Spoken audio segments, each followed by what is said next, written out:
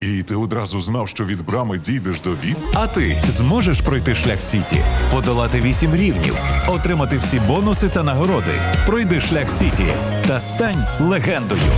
Слот Сіті – столиця твоїх розваг. Усіх вітаємо, любі друзі! В цьому випуску шалена бійка після матчу Франція-Парагвай. Мбаппе не стримав усіх емоцій. Зінченко відмовився повертатися в Україну. «Динамо Київ» вказало на двері легіонерам команди. Любі друзі, підтримайте україномовний Ютуб вашим лайком цьому відео та поїхали дивитися новий випуск разом.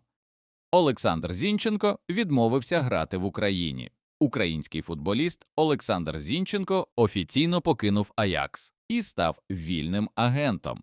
Як зазначає джерело Комонплей, попри чутки про інтерес житомирського Полісся до українського футболіста, сам Зінченко хотів би продовжити кар'єру в Західній Європі і навряд чи повернеться в Україну. Нагадаємо, Зінченко розпочинав сезон у складі англійського Ноттінгем Форест, а під час зимового трансферного вікна залишив лондонський Арсенал, який на той момент володів його контрактом. Зараз футболіст шукає новий клуб. Лідер збірної України поставив ультиматум футбольним клубам. Колишній півзахисник Полісся Олексій Гуцуляк не поспішає ухвалювати рішення щодо продовження кар'єри, повідомляє «Тато таке».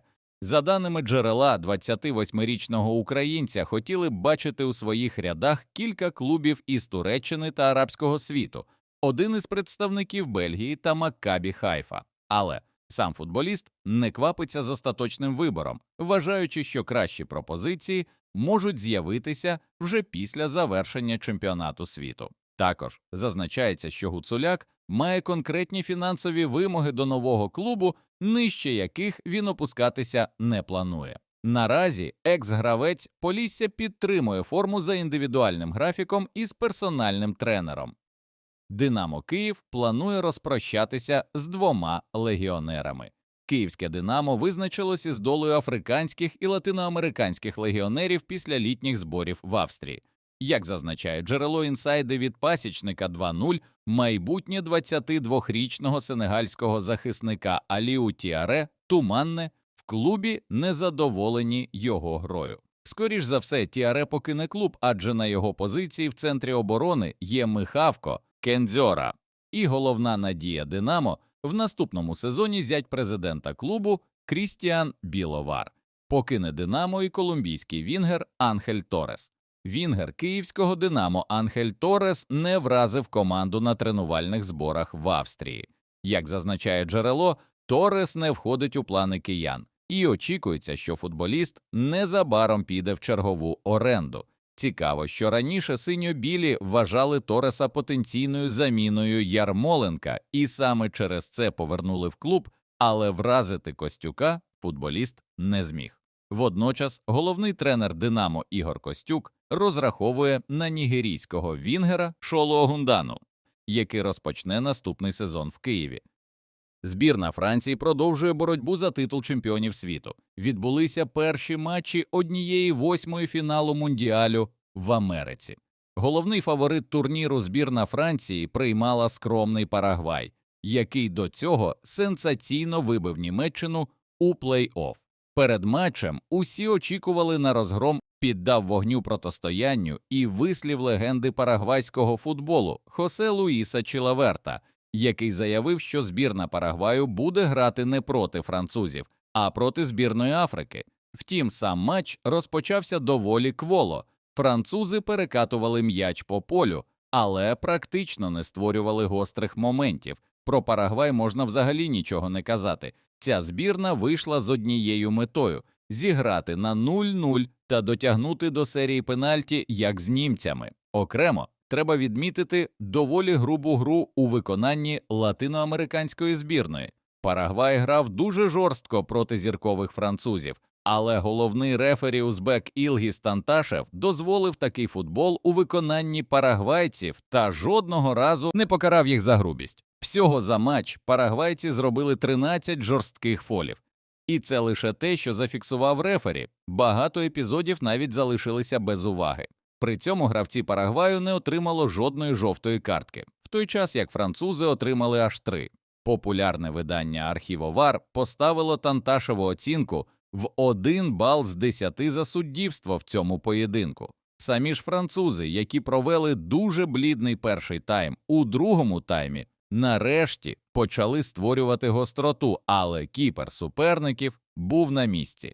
Втім, на допомогу прийшов ВАР, який зафіксував фол на Дуе, унаслідок чого Мбаппе з пенальті встановив підсумковий рахунок зустрічі. Французи дотисли скромний Парагвай та виграли 1-0.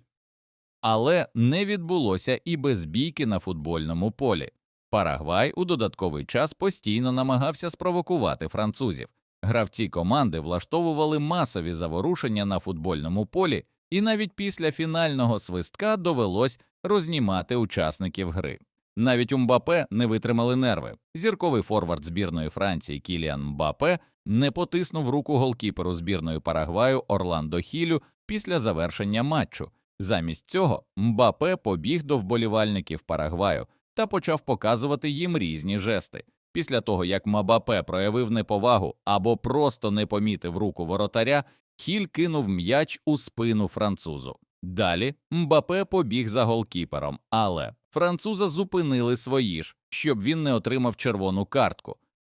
Ось що після матчу заявив сам Мбаппе. Цитуємо француза. «Ми знали, який матч нас чекає. Ми продемонстрували, що ми не просто команда, яка вміє грати в атакувальний футбол. Якщо доведеться засунути руки в лайно, то ми це зробимо. Вибачте за вираз. У нас з цим немає проблем. Вони думали, що ми прийдемо грати в смокінгах, що ми просто будемо випендрюватися, демонструючи ефектні фінти та комбінації в один дотик. Ми теж вміємо грати в брудний футбол. Ми зробили це сьогодні. Ми виграли. І навіть тоді ми були кращими за них. Це їхній футбол, це їхній стиль гри. Кожен грає тим, що в нього є. Немає правильного чи неправильного способу грати у футбол. Є лише один спосіб – перемагати. Вони намагалися змусити нас грати саме так, але ми теж змусили їх грати саме так. Ми поставили їх на місце», – заявив Мбаппе. Друзі, а чи погоджуєтесь ви з французьким так званим диктатором? Пишіть в коментарях нижче. Відзначимо, що у чвертьфіналі чемпіонату світу збірна Франції зіграє проти збірної Марокко.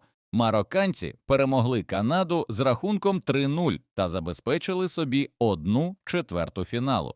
Щоправда, не обійшлося і без проблем.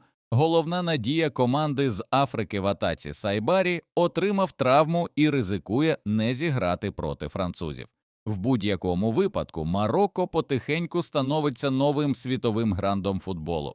На минулому чемпіонаті світу команда вийшла до півфіналу, де їх зупинили лише французи. Зараз історія повторюється, але тільки у чвертьфіналі. Друзі, а як ви думаєте, чи є у Марокко шанси проти такої збірної Франції? Пишіть вашу думку в коментарях нижче. А у нас на цьому все. Дякуємо, любі друзі, вам за ефір. Поставте, будь ласка, лайк цьому відео та підпишіться на канал. До нових зустрічей. Бережіть себе та Україну.